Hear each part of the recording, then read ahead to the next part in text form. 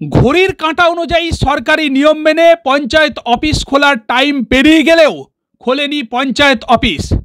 তালাবন্ধ পঞ্চায়েত অফিসের বিভিন্ন আধিকারিক এবং প্রধানের রুমের সামনে দাঁড়িয়ে পঞ্চায়েতের অন্তর্গত বিভিন্ন এলাকার মানুষ যারা পরিষেবা নিতে এসছেন দাঁড়িয়ে রয়েছেন বিডিও।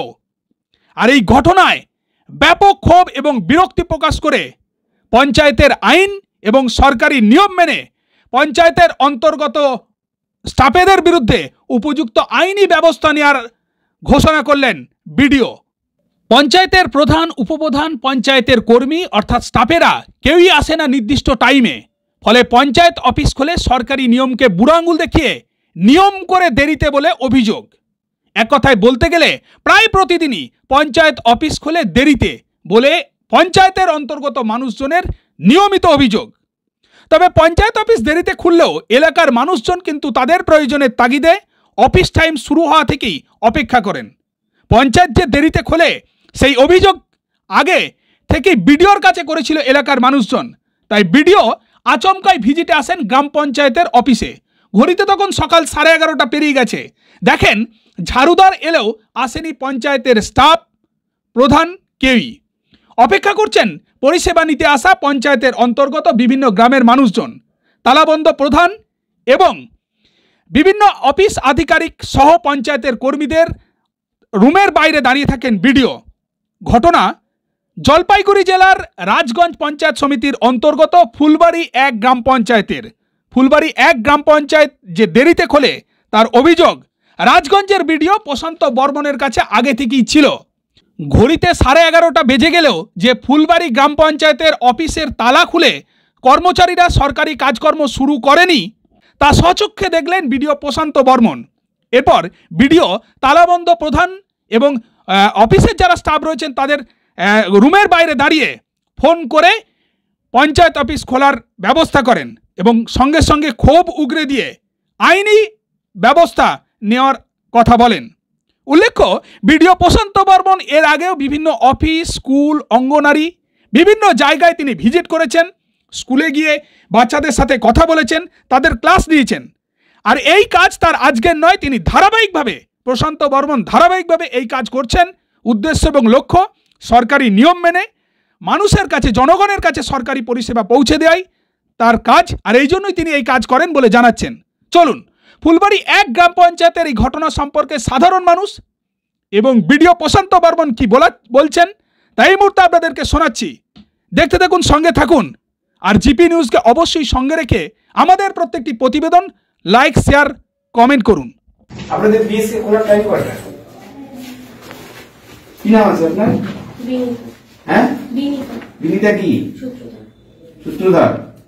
আপনার বিএসসি যে ডাটা এন্ট্রি অপারেটর আছে আপনার খুলতে হবে 10:30 যাবেন 10টা। আরেকজন কোথায়? একটু বাইরে গেছে। কোথায় বাইরে গেছে? হ্যাঁ, আপনার বাড়ি কোথায় আছে? হ্যাঁ, ভক্তিনগর। আপনাকে দূরে সরিয়ে দেবো ওদিকে। কেউ ছিল না গ্রাম পঞ্চায়েতে, একজন খালি ভদ্র মা ছিলেন। আমি জিজ্ঞেস করেছি এখানে বোধহয় কাজ করেন, বলে যে কেউ আসেনি। তাহলে আপনি কোন দিকে নামলেন? কোন বাথরুমে গেছেন? আপনি কোন বাথরুমে গেছিলেন? কোন দিকে নামলেন বলুন? আমি তো এখানে দাঁড়িয়েছি, আপনার কোথাও দেখিনি। এই লোকগুলো তো এতক্ষণ এখানে দাঁড়িয়েছে। আপনি কোন দিক থেকে আসলেন আমাকে বলুন। উপর থেকে নেমেছে?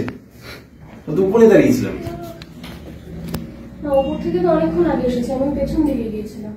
পেছনে কোন দিকে? পিছনে গেটেই তো আমি দাঁড়িয়েছিলাম। আমি তো ওই গেটেই তো এতক্ষণ যাবত দাঁড়িয়েছিলাম।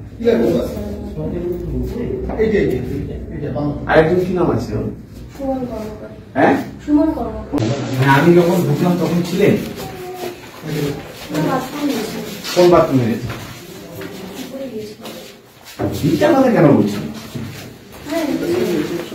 আমি যখন ঢুকেছিলাম মানে কেউ ছিল না, মিথ্যা কথা কেন বলছেন? আমি যখন এখানে ঢুকেছি 11:30 কেউ ছিল না, বিএস কেউ ছিল না, গ্রাম পঞ্চায়েতের স্টাফ ছিল না। কিছু স্টাফ বাইরে গেছে, আপনি আমার মিথ্যা কথা বলছেন, মিথ্যা আশ্বাস দিচ্ছেন। 11:30 বাজে এখনো খুলিনি, সেটা তো আশ্চর্যের ব্যাপার। আমি তো একটার মধ্যে জমা দিতে লাগবে আমার সার্টিফিকেট, নাহলে তো আমার কাজটাই হবে না। তো ভিডিওকে দেখা গেল নাকি? হ্যাঁ, ভিডিও সাহেব কি বললেন? ফোন করছেন ওনাকে। কি নাম বললেন? নিশা রাজা। আমি নার্সিং হোমে। কতটা জরুরি ছিল? খুবই জরুরি, খুবই। জীবনে প্রথম আমার চাকরি হবেই না, আমাকে ডাইরেক্ট ফোন করে বললো যে তুমি 1টার মধ্যে আমাকে জমা দাও। আমি ভাবলাম 11টার মধ্যে তো খুলে যাবে, তো আমি এখান থেকে নিয়ে 1 ঘন্টার মধ্যে জমা দিয়ে চলে আসবো। দেখছি এখানে তো কেউই নেই, আমি কখন জমা দিতে যাবো? তাহলে আমার তো টাইমটাই চলে যাবে। আপনারা জানেন যে আমি রাজগঞ্জে আসার পর গ্রাম পঞ্চায়েত থেকে শুরু করে আমাদের যে সরকারি প্রতিষ্ঠানগুলো আছে সঠিক সময়ে কর্তব্যরত কর্মচারীরা আসছেন কিনা, এবং একটা যেটা লক্ষ্য যে নাগরিককে পরিষেবা দেওয়া হচ্ছে কিনা সেটা হচ্ছে, এবং তারা সেই পরিষেবাগুলো পাচ্ছে কিনা সেটা আমার দেখা খুব জরুরি, যেহেতু আমি সমষ্টি উন্নয়ন আধিকারিক। তাই আপনাকে আজকে আমি ফুলবাড়ি 1 গ্রাম পঞ্চায়েতে এসেছি। এখানে কিছু স্টাফ, আপনারা জানেন স্টাফ শর্টেজ রয়েছে, কিছু স্টাফ আমাদের অডিটে গেছেন কলকাতা, কিন্তু এখানে যাদের দায়িত্ব দেওয়া আছে তাদের তো সঠিক সময় অফিসটা খুলে পাবলিক সার্ভিস দেওয়া দরকার, কিন্তু তারা আসেননি সঠিক সময়। আমি এসে ভিজিট করে দেখলাম তারা আসেননি, তারা নানান অজুহাত দেখাচ্ছেন। হ্যাঁ, কেউ বলছেন আমি বাথরুমে গেছি, কেউ বলছেন আমি এসেছিলাম এদিকে। এসব অজুহাত চলবে না, এবং আইন মোতাবেক যা ব্যবস্থা নেওয়া সে ব্যবস্থা গ্রহণ করব।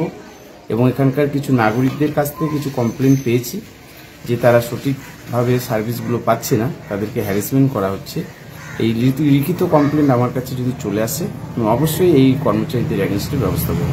শোকজ তো ওটা হবেই, শুধু শোকজ করলে তো আর সমস্যার সমাধান হলো না।